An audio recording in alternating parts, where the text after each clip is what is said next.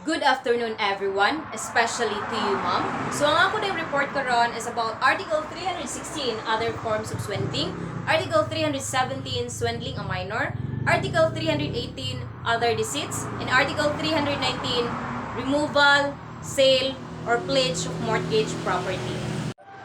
So kung makadungog ta og word nga swindling, usa day mo sulod sa atong una-una, di ba makaingon ta nga ana may nahitabo nga pagpangloko or pagpangilad ana, and yes, sakto na siya.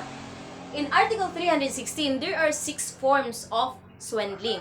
First is pretending to be an owner of any real property. So kung may tag real property no, mo ni siya katong mga property such as parcels of land or building, meaning immovable siya.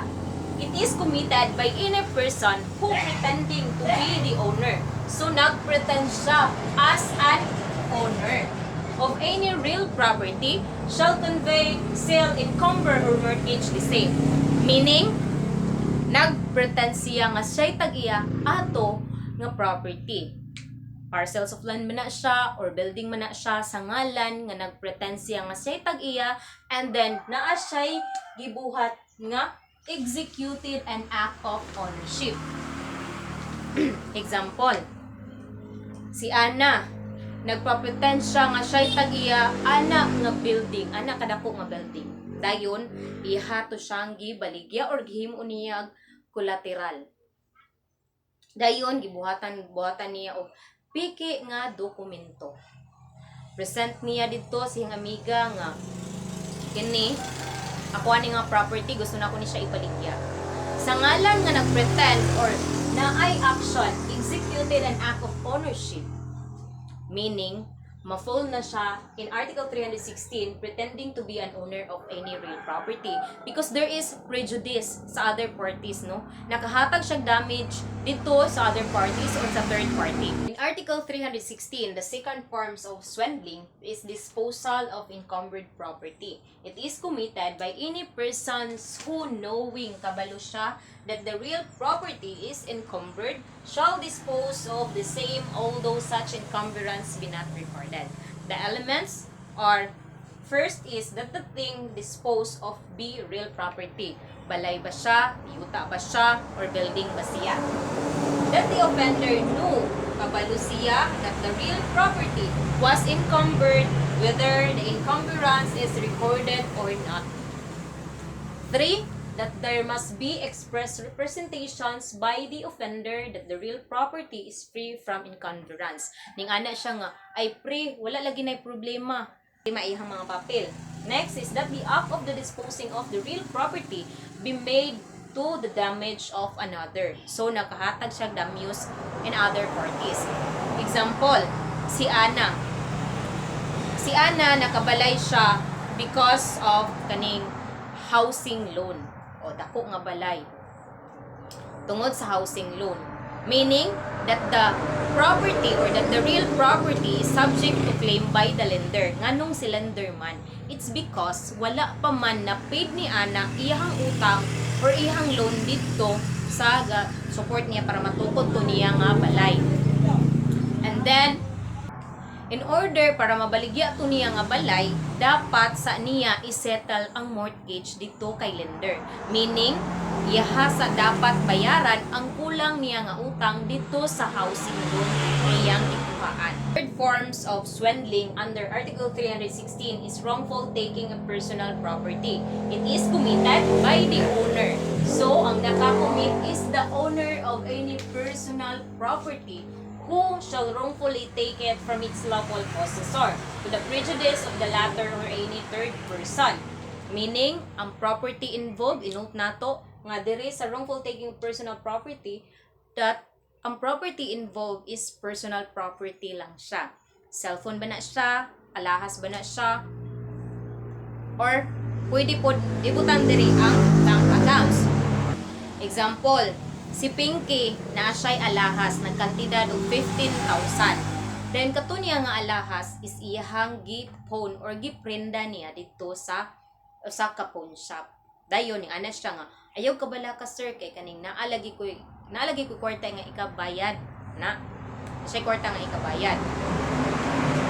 And dayon paghuman sa kuan, imbalik siya dito sa pawn shop nga iyang prendahan siyang alahas. Dayon ning ana siya sa iyang kuan nga, sir kani pwede na ko lang tawon ang akong kuan, ang akong alahas nga giprenda atong niaging mga adlaw. Dayon ako lang i-check, then man ay kabala ka sir kay naalagi ko'y kwarta nga ikabayad. Dayon paggawas dito sa kuan, sa cage sa katong mga alahas, pagawas niya, gibutan niya dito, gikalitra niya kuha ang katong alahas ug ning dagan siya. So meaning, there is involved a wrongful taking of personal property committed by the owner. So dili siya pwede mahimong theft it because iyaha man to nga property. Dili siya pwede kuan kay iyaha man to nga property, no? Dili man pwede nga makasuhan kag theft it because kuan kani gikawat nimo ang imong butang nga imuha ra pod. So, butang lang siya diri sa other forms of swindling. Kay iya mang giilad tong possessor niya nga naa daw siya kanang kwarta nga ikabayad. Next is executions of fictitious contract. It is committed by any person who to the prejudice of another shall execute any fictitious contract. Example, si Juan, usa ka empleyado sa isa ka local government office which he is responsible for the supply for the office supply. And then, March 25, 2025, nag-execute siya contract wherein there is a money involved. Tanda lang, 500,000 budget for that kanang office supply nga kuhaon daw niya dito sa GS Enterprise nga ilahang kaning supplier. And then, pagapila ka simana, nahibalan silang internal audit that GS Enterprise is wala day siya ga-exist. Dili siya functional.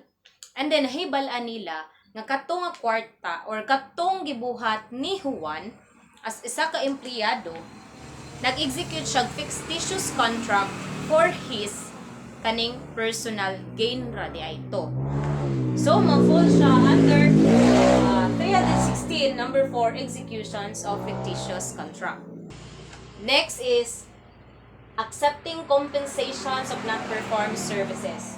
Who shall accept any compensation giving under the belief that it was in payment of service rendered or labor performed by him when in fact he did not actually perform such services or labor. Example, si Engineer Juan de la Cruz is siya ang gikuha as kuan kanang magtaod og street lights sa usa ka barangay.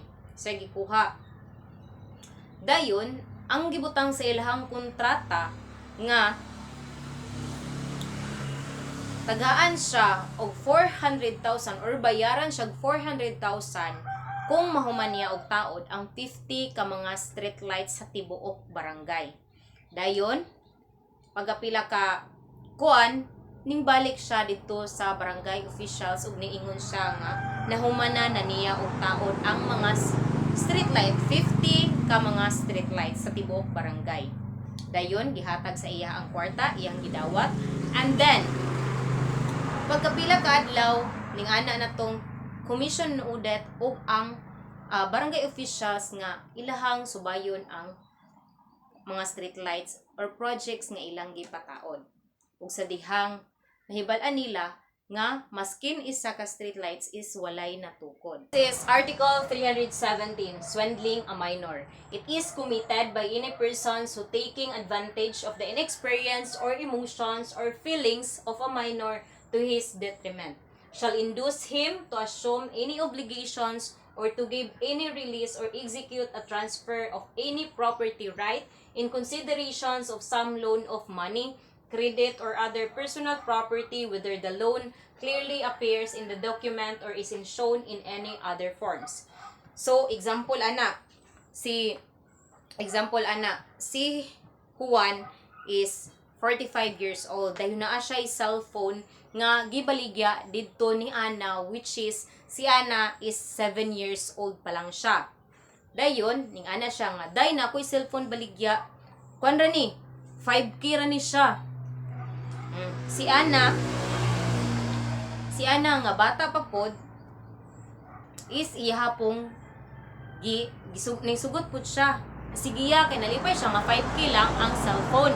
Unya katong nga cellphone is iPhone na siya. Sa dihang niya ang sulod sa box is bato. So meaning gitake advantage ni Juan ang inexperience or ang pagkabata ni Ana. This is Article 318, other deceit. It is committed by any persons who shall defraud or damage another by any other deceits not mentioned in Article 315, 316, 317 of the Revised Penal Code. It is also committed by any persons who for profit or gain shall interpret dreams, make forecasts, or tell fortune, or take advantage of the credulity of the public in any other similar manner. Example ana is kanang nagpaasif ka or nagpapanggap nga naa kay nagpaasif ka nga naa kay uyuan nagtrabaho dito sa or official sa gobyerno ning ana ka nga bay kining di ba nangita mo kag trabaho kaya ti katagaan og kaning trabaho bay dito sa City Hall kaning kay ako'y uyuan nga nagtrabaho dito official sa gobyerno pasulod ra din kaniya bay tagaan bayaran ra ko nimo 20,000 sure na lagi bay nga naa kay trabaho and then ma-full gyapon to siya in other deceits Article 318. Next is kanang nagbaligya ka og kanang yuta or kanang mga ari-arian nga dili sa imuha. Example, si Ana na siya iyaan tag-iya sa lote. Dayon katong nga lote is bakante gito siya tapat silang balay ning ana siya sa ihang buyer nga ma'am, balita ma'am, barato ra kay akong baligya sa imuha na wala lagi na problema.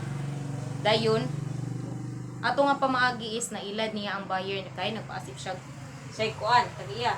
Full gyapon siya sa Article 318. Next is kanang si example magpabuhat ka og kanang piki nga resibo or atong sa resibo ato is dili mao ang amount nga nagasto gyud nimo. Example ana kanang nagatrabaho ka sa kumpanya and then during sa imong service na disgrasya ka kay nagkuha ka dito og kaning supply dito sa inyong supplier and then pagkahuman na disgrasya ka dayon nagpa-ospital dayon sa imong resibo instead nga ang imong nagasto 10,000 lang imuha siyang gihimo og 40,000 gipiki nimo ang resibo kay para dako ang reimbursement sa imuha. 319 removal, sale or pledge of mortgage property. First, removal of mortgage property. It is committed by any persons who shall knowingly remove any personal property mortgage under the chattel mortgage law to any province or city other than the one in which it was located at the same time of execution of the mortgage without the written consent of the mortgage or his executors, administrators, or assigned. Example, si Juan is nakapalit siya og kanang sakyanan because of the financing company. Dayon katong nga sakyanan is naapay hawid ang kaning company because wala pa niya man to na baryan. Iya tong gibaligya sa laing tawo nga wala pa na impas to yang sakyanan nga iyang gikuha dito sa financing company. So pwede siya removal of mortgage property.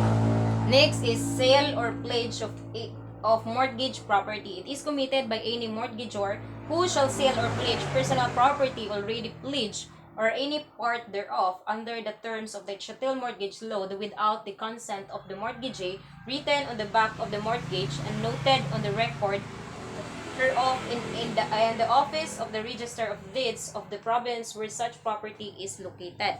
So example ana si Juan is naa siya kining yuta wherein naka-mortgage pa sa bangko or meaning iyang gihimong collateral. Kay tungod na kinahanglan siya kwarta ihatong gisanla. Tas iyahan na pong gisanla sa laing nga tawo nga walay pananghid or walay pahintulot gikan dito sa bangko nga iyang kuanan atong iyang utang. So dira lang taman akong report. Thank you for watching.